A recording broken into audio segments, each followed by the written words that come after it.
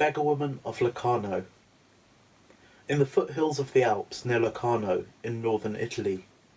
there used to stand an old castle belonging to an Italian marquis, which can now, when one comes from the direction of the St. Gotthard Pass, be seen lying in ruins. A castle with high-ceilinged, spacious rooms, in one of which the mistress of the house one day, having taken pity on an old sick woman who had turned up at the door begging, had allowed her to lie down on the floor on some straw they had put there for her. The Marquis, by chance, on his return from hunting, entered this room to place his gun there as usual, and angrily ordered the woman to get up from the corner in which she was lying and remove herself to behind the stove. As she rose, the woman's crutch slipped on the polished floor and she fell, dangerously injuring the lower part of her back.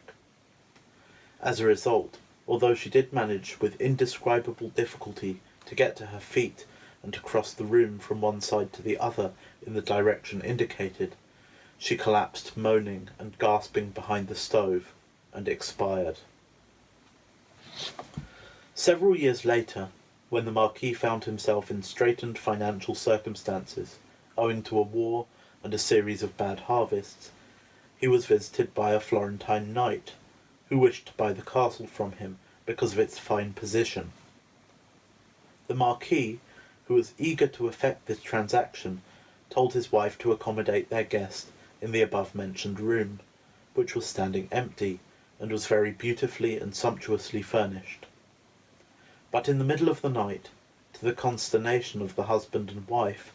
the gentleman came downstairs to them, pale and distraught,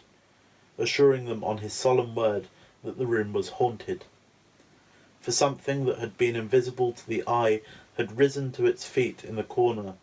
with a noise as if it had been lying on straw, and had then, with audible steps, slowly and feebly crossed the room from one side to the other, and collapsed, moaning and gasping, behind the stove. The Marquis, filled with an alarm for which he himself could not account, dismissed his guests' fears with feigned laughter, and declared that to calm them he would at once get up and spend the remaining hours of darkness with him in his room. But the knight begged to be permitted to remain in the Marquis's bedroom, in an armchair, and when morning came he called for his carriage, took his leave, and departed.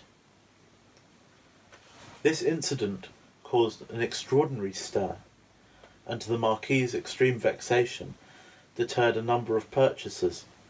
Consequently, when his own servants began to repeat the strange and inexplicable rumour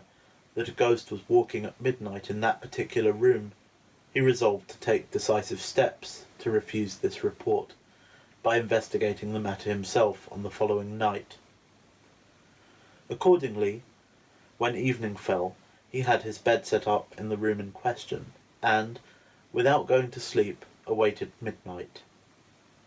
But to his horror, he did in fact, on the stroke of the witching hour, hear the inexplicable sounds as of someone rising from a bed of rustling straw, and crossing the room from one side to the other to collapse in moaning death agony behind the stove.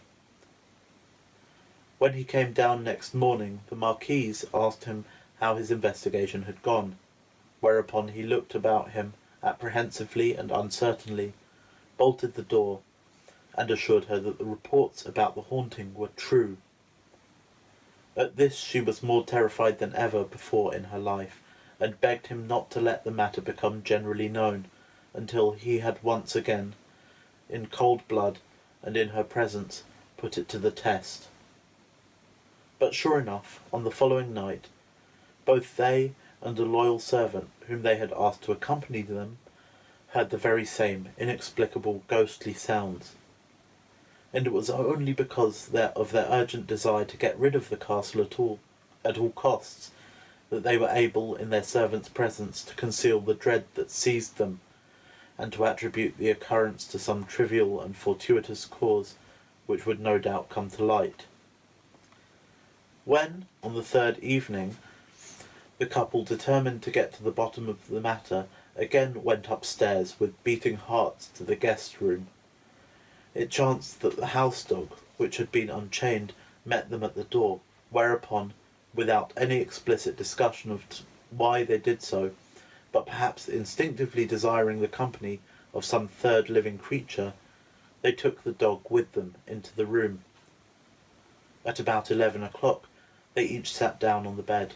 2 candles burning on the table, the Marquise fully dressed, the Marquis with a rapier and pistols, which he had taken out of the cupboard, laid in readiness beside him. And while they sat there trying as best they could to entertain each other with conversation, the dog lay down in the middle of the room, with its head on its paws, and went to sleep. Presently, at exactly midnight, the terrible sounds were to be heard again. Someone visible to no human eye, someone on crutches rising and standing up in the corner of the room, the rustling of the straw, the tap-tap of the advancing steps, and at the very first of these the dog, waking and starting to its feet with ears erect, began growling and barking exactly as if some person were walking toward it, and retreated backwards in the direction of the stove. At this sight the Marquise, her hair standing on end, rushed from the room, and while her husband, snatching up his sword, shouted, "Who's there?"